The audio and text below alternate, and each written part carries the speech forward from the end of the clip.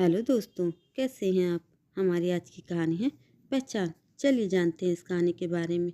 शहर पढ़ने भेजने के लिए सुनैना के पिताजी की आर्थिक स्थिति अच्छी नहीं थी, जिससे वह उससे आगे पढ़ा सके। वह सुबह का सारा काम निपटा कर बैठी ही थी कि रात की पार्टी की सारी बातें अपने मन से निकाल ही नहीं पा रही थी। मन ही मन सोच रही थी, क्या हाउसवाइफ का कोई मूल्य नहीं होता? क्या एक औरत का मूल्य तभी होता है जब वह आर्थिक रूप से संपन्न हो। हाउसवाइफ भी तो सारा दिन काम करती हैं, घर के सदस्यों का ध्यान रखती हैं, इतनी सारी जिम्मेदारी बिना किसी छुट्टी के निभाती हैं। सुबह का नाश्ता हो, घर के सदस्य की देखभाल हो, कपड़े हो या खाना बनाना, और भी पता नहीं क्या क्या। फिर हाउसवाइफ को क्यों कम आंका जाता है? क्योंकि उसे उन सब कामों के लिए कोई वेतन नहीं मिलता है। लोगों के मजाक का इतना भी बुरा न लगता, पर उसके पति मनीष को तो कुछ कहना चाहिए था उसकी ओर से। वह भी अपने मित्रों के साथ उसका मजाक बनाने में लगे थे। मनीष भी उसका कोई सम्मान नहीं करते थे। थोड़ी ही देर में अचानक उसकी सासू माँ ने आवाज़ लगाई, बहू, एक कप चाय बना दे। सासू माँ की आवाज़ से वह अपने मन के विचारों से बाहर तो आ गई और चाय बनाने लग गई, पर मन तो अभी भी वहीं उलझा था और शरीर घर के कामों में। मनीष तो उसे जब भी मौका मिलता ताना ही देते थे कि तुम्हें काम ही क्या है, कौन सा ऑफिस जाना है या फिर कुछ और करना है। मिसेस शर्मा को देखो, कैसे घर व ऑफिस दोनों संभालती हैं। कभी मिसेस शर्मा से तुलना करते तो कभी अपनी ऑफिस की कलंक से। वह भी जब कभी सुनते सुनते थक जाती तो आखिर में कही देती, क्यों कर ली मुझसे शादी, किसी ज़्यादा पढ़े लिखे से कर लेते। एक दिन जब मैं, मनीष और सासू माँ शाम का नाश्ता कर रहे थे, तब सासू माँ ने कहा, कविता की पढ़ाई पूरी हो गई है, हमें अब उसके शादी के बारे में सोचना चाहिए। वैसे भी अभी लड़का देखना शुरू करेंगे तो शादी होते होते 1-2 साल लग ही जाएंगे। सासू माँ ने बताया कि कल पड़ोस के मेहता जी ने अपनी कविता के लिए एक रिश्ता बताया है। उनकी बहन का बेटा है। वो कह रहे थे कि वह लड़का मल्टीनेशनल कंपनी में जॉब करता है, उसकी सैलरी भी अच्छी है और घर वाले भी बहुत अच्छे हैं। मेरी बहन ने आपकी बेटी कविता को देखा है, उन्हें तो कविता बहुत पसंद है। मैंने मेहता जी से कहा कि मैं अपने बेटे बहू से पूछकर आपको बताती हूँ। रविवार को सासू माँ, मनीष और मैं कविता के लिए लड़का देखने गए। सबको लड़का बहुत पसंद आया और लड़के वाले भी। कविता का विवाह अनुज से पक्का हो गया।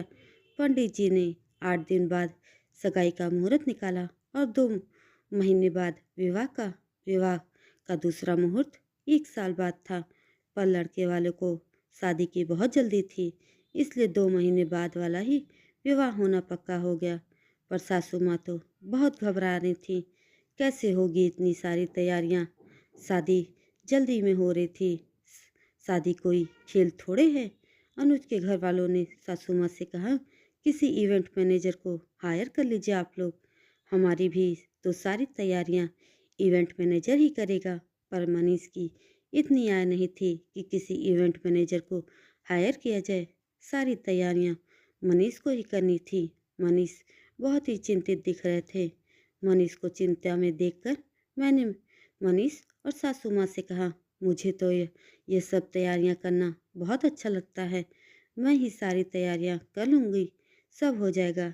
इतनी जल्दी सारी तैयारियां नहीं कर पाओगी तुम, वह भी तुम। पर मैंने भी सोच लिया था, अब तो मैं करके ही दिखाऊंगी उन्हें, वह भी एकदम परफेक्ट। मैंने सारी सगाई की सारी तैयारियां शुरू कर दी।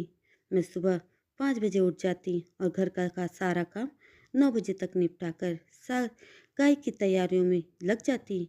6 दिन के अंदर ही सारी तैयारियां हो गई, सगाई अच्छे से हो गई। अब बारी थी शादी की तैयारियों की। सगाई के दूसरे दिन से ही मैंने शादी की तैयारियां की लिस्ट बना ली। शादी के कपड़े, शादी हॉल, गिफ्ट, गहने, कैटरर्स, घर की सजावट वालों को मैंने बुक कर लिया था। इसके बाद मैं कविता को बाजार लेकर गई। उसकी भी तैयारियां 5-6 दिन में लगभग आधी हो गई और जितनी रह गई थी वह कविता ने अपनी सहेलियों के साथ जाकर पूरी कर ली। कुछ कामों के लिए मैंने पड़ोस की औरतों से सहायता ले ली, जिससे काम और जल्दी हो जाए। 50 दिन अब हो चुके थे और मेरी तैयारियां भी लगभग पूर्ण थी। अब मैंने लिस्ट चेक की, जो काम रह गया था वह भी इन 10 दिनों में हो गया। आज शादी का दिन आ ही गया। शादी का दिन जब हुआ तो घर की सजावट को तो लोगों ने खूब प्रशंसा की। कविता की ओर से तो लोगों की नजरें ही नहीं हट रही थी। कविता के गहने और लहंगों की सब बहुत तारीफ कर रहे थे।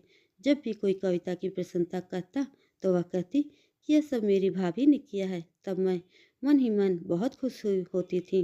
घर के लिए तो सब मेहमान यही कह रहे थे कि किसी इवेंट मैनेजर ने डेकोरेट किया है।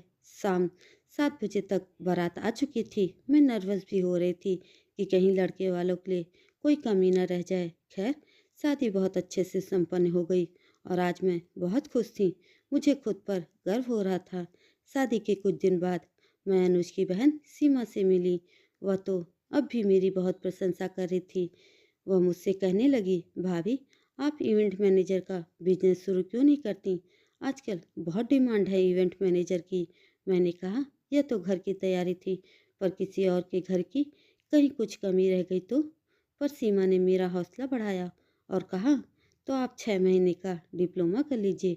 कोर्स से आप और ज़्यादा निपुण हो जाएंगी इसमें।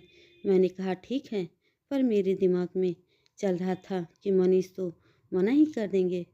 पर फिर भी मैं बहुत हिम्मत करके उनसे बात की और मनीष को बहुत मुश्किल से राज़ी किया, क्योंकि उनको तो मेरे ऊपर अब भी विश्वास नहीं था। इस कोर्स को करना वह पैसे की बर्बादी समझ रहे थे, पर जैसे तैसे वह राज़ी हो गए। मैंने माना जैसे मैंने आधी जंग जीत ली है। मैं रात में ही सुबह का आधा काम निपटा देती थी, जिससे मेरी सास मुझे कुछ न कहें। मेरी सास ने भी मुझे जाने की आज्ञा दे दी। बस फिर अगले दिन से मैंने जाना शुरू कर दिया था। 6 महीने पूरे होने को थे। मेरा आत्मविश्वास बढ़ चुका था। मन में एक संतुष्टि थी कि मैं भी अब कुछ करूंगी, मेरी भी अपनी पहचान होगी। 6 महीने पूरे होते ही मैंने इवेंट मैनेजमेंट का बिजनेस शुरू कर दिया।